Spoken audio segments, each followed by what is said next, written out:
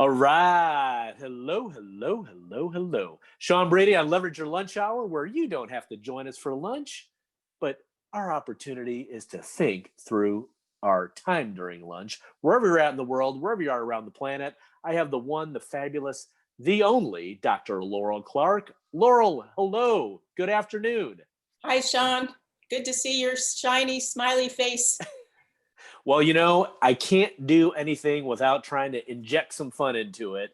And I love your subject of metaphysical mindset. So I wanted to bring that to light for more people around the world.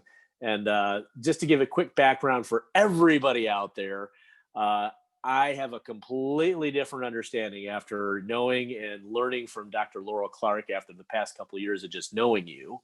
And it's really profound. But I know you've been past presidents for the School of Metaphysics and what was it? Dream Association. I wrote it down and I saw it in your email.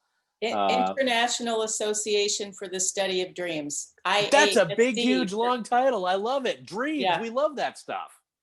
So thank you for being here and really enlightening people on some of the different aspects around metaphysics that I certainly didn't think about or relate to having it being with metaphysics before I met you. Even though I was kind of studying it on my own anyway. I did not know that. Well, I appreciate you having me on so that I can help other people understand the practical aspects of metaphysics too. Yes. So what we're going to do in this show is just introduce you to some of the basics, and then we'll have subsequent shows where you'll be able to see those and just get a little deeper dive and introspective and extrospective, if you will, and just understanding on some of these laws that we've heard about before. And I know the one I've certainly heard about, and I think most people have heard about, especially with, The Secret and just in the common vernacular of the day, the law of attraction is a big one that people know. But there's a lot more than just the law of attraction. Laura, Right. Would you say more about that? Sure. In my metaphysical education with the School of Metaphysics, I learned about 13 universal laws. And even my understanding of the law of attraction is quite different from what I hear people commonly describe it as. So So when I think, I'll describe it the way I know it. okay. And then, law of attraction to me is almost like a magnetism of, we could be attracting anything, whether it be good or be bad. And we may not be conscious to it. But am I going in the right direction, or am I thinking about it wrong?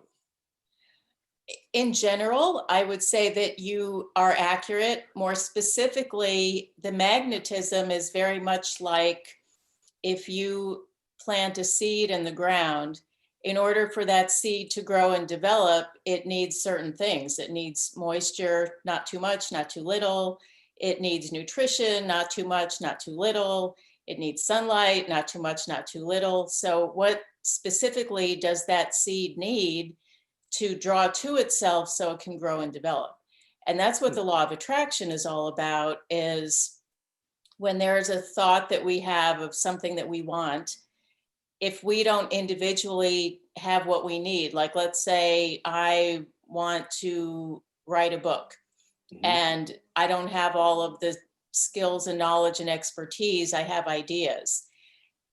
The law of attraction means that I will either draw to myself or be drawn to people, places, things, resources to help me to fulfill that. In other words, my own individual mind reaches out into what's called universal mind.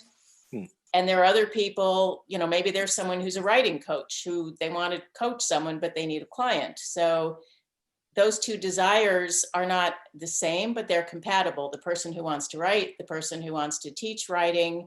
And so the law of attraction means that they are seemingly miraculously drawn together so each can fulfill their desires. All right. So let me see. Here's the example that popped into my head. And it's not even business related, but as you know, and some other people know out there, I bought a new to us minivan, right? Mm-hmm. And we had been looking for on and off for the past year. We needed a new to us minivan, or we have 3 teens who are going to be driving in the next 3 years or less.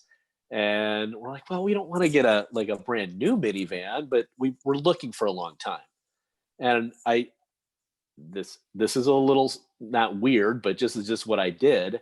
I'm like, Michelle, my wife asked me, she's like, well, what kind of minivan do you want?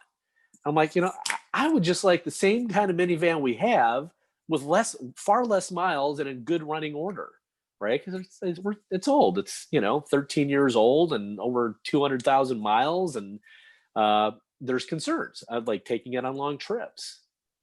Now, the weird thing is that after looking for all this time, and probably about a month, 2 months after she asked me that question, we got exactly our same minivan, a year newer. So it's still that, but it had like 68,000 miles on it. Wow. Which was fine for what we needed. Yeah. And everything else I'd been looking at, even if it was a newer model, had at least 70,000 miles, if not 100,000 miles. Didn't matter the age, and I test drove them, and they all were the same. And it's like, and it was even less money. So I was like, what? Is that an example of that? It probably is an example of that in terms of how you found it. Yeah. Like, how did you find it? So I used the same thing. It was just cars.com, an app. We looked at some other apps too. That was the one I used probably 80% of the time. And most of them were car dealerships and all across the country. And it just happened to be the one that we found was about 6 miles away from where we lived, in the same, in St. Louis where we live now. So I'm like, we were going all the way to Florida, Louisiana, Michigan. I've looked at and talked to people all around the country. Yeah. So the mechanics of the law of attraction function like the internet or like a TV broadcasting station, that when you decided specifically what you wanted, the same kind of minivan, fewer miles, visualizing or picturing that in your mind, thinking about it, you sent out a mental broadcast. And the person who was selling it also was sending out their mental broadcast. And it doesn't just happen with the mind. I mean, they had to advertise it and you had to look for it. So it's not like you just sat in your house and it plopped into your garage one day. Right. So it requires some physical activity. And sometimes people leapfrog over that step and act like it's, just magically the universe brings it to you. The universe doesn't bring it to you. You reach out with your mind and with your activity. Other people are also reaching out with their minds and their activity, but the action of those coming together in the right time, in the right place, with the right conditions, that's a function of how the universal law operates. That makes a whole lot of sense, or certainly more sense than I was thinking about it before. So real quickly, could you go over kind of the summary of the laws? Not even the summary, just what are the different laws? So you mentioned we know law of attraction, right? But what are the other, dozen or so that you studied and learned at and taught at the School of Metaphysics? One of them is called the law of believing and knowing. There's a law of cause and effect, law of relativity. There are a couple of laws that have to do with prosperity and abundance. So sometimes I'd like to talk about those. Yeah. Sometimes people call one the law of prosperity and the other one the law of abundance. I learned it as the law of tenfold return and the law of abundance. So those are some of the laws. There are some other ones, the law of divine birthright, one that's called the complete law that encompasses all the rest of them, which is stated in the Bible as seek ye first the kingdom of heaven and all else will be added unto you. So now I'm just interested in all these laws. I want to know everything. Right. And what's interesting, Sean, when you started out, you said that you had been practicing and using metaphysics, but you didn't even realize it. I think that's true of most people who are successful. They might not call it universal law. They might not even know exactly what they're doing, but they are engaging with them. And I remember when the movie The Secret came out, Oprah Winfrey was interviewing some of the people in it. And she said the reason that she was so excited about that movie is that she'd been doing these things forever, but she Right. didn't know how to teach it. And so she was glad that there were teachers, although even my opinion of the movie The Secret, it still kind of skims the surface instead of really Right. teaching the inner secrets. I agree. And it's almost like you really have to do a deep practice or study into some of these things. I would mostly say the practice of it. And I'm thinking of the book Think and Grow Rich, right? Where they talk about some of the similar things where I think where I've gotten my first exposures to some of this stuff. And it doesn't come out, just put it in the book and say, here's what you got to do, Right. until you read it a couple, 3 or 4 or 5 times. And it's like, oh, yeah, of course that's what it says. It's like, or of course that's what I do. Right. And I don't know, there's some truth to that, or am I just making that up? Truth to the book or truth that you have to practice it to know? Well, maybe both, right? Like Uh, I didn't find I kind of akin it to getting a college degree, right? Or a certificate in something. I might have the education and I got this, the pigskin that says, yes, you got your bachelor's degree in something, but I'm not well practiced in it yet. All I've really done is passed a test, but I haven't practiced the test of practicing it uh, in reality over and over and over again to kind of build up my gut instinct or intuition, if you will.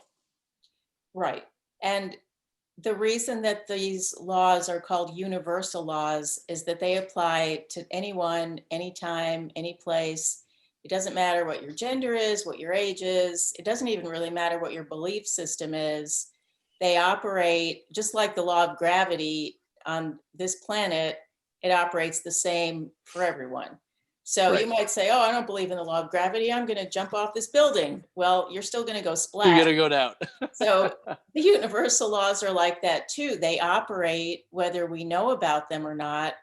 And so one benefit that I have received from not only practicing them myself, but also teaching other people is there's a science and an art to the practice. And to be able to teach somebody else who doesn't think the same way I do, who doesn't have the same life experiences, that's part of what's helped me to know that, yes, this really does work. It really is true. It really is universal. It's not just me because I'm a great person that I can make it work. Right. It's applicable to all. Right. Well, that's a great jumping off point. So if you're interested in all of this, look for future episodes with Dr. Laurel Clark on the metaphysical mindset. They'll be all over YouTube, and some certainly share your website, Dr. Clark, and where can people find you? Sure. My website is laurelclark.com. They can email me at laurel@laurelclark.com. Easy. Or, yep, find me at Facebook. My personal page is Laurel Fuller Clark. My business page is Whole Life Resources. Whole life resources. We love it. Well, Dr. Clark, Laurel, thank you for always being a fabulous, fabulous teacher. I feel so much smarter every time I talk to you, and just, you're just a joy to be with. And for everyone else out there, we may not see you in person, but we'll always see you right here on social media. Dr. Clark, thank you, thank you, thank you. This is always Thank you, fun. Sean. All right, we'll see you on the next episode, everyone. Stay tuned at a screen near you. Thanks for watching.